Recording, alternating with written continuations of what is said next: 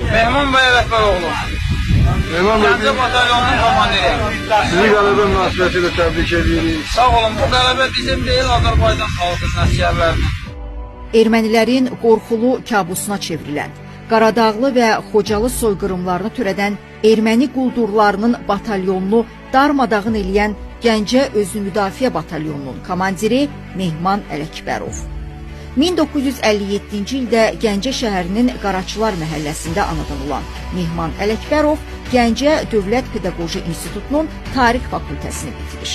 Şamaxıda məktəb direktorunun müavini, Gəncədə isə bir saylı internat məktəbində və 36 saylı məktəbdə müəllim işləyir.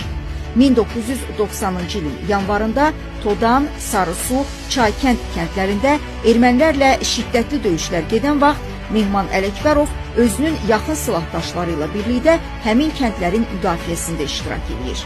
Gəncə batalyonunun yaradılmasına nail olan Mehman batalyonu ilə birgə Tərtərin, Ağdərənin, Goranboyun, Xanların müdafiəsinə qalxır. Mehman Ələkbərovun başçılığı ilə Həsənqaya adlı ərazidə Gəncə batalyonu erməni silahlılarının Arabo batalyonunun 170-dən çox canlı qüvvəsini məhv edir.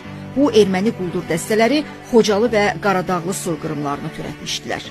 Ermənistanda bu hadisə ilə bağlı 3 günlük matəm elan olunur və həmin əməliyyatdan sonra ermənilər Mehman Ələkbərovun başına 6 milyon məbləğində pul mükafatı qoyur. Mehman Ələkbərov Ağdərənin kəndləri ilə yanaşı Şuşa, Laçın, Füzuli bölgələrindəki döyüşlərdə də iştirak edir. Bu döyüşlərdə Mehman 28 dəfə yaralanır.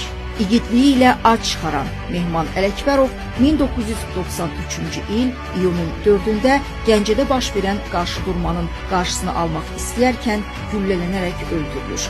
18 güllə yarası alan komandir 36 yaşında həlak olur.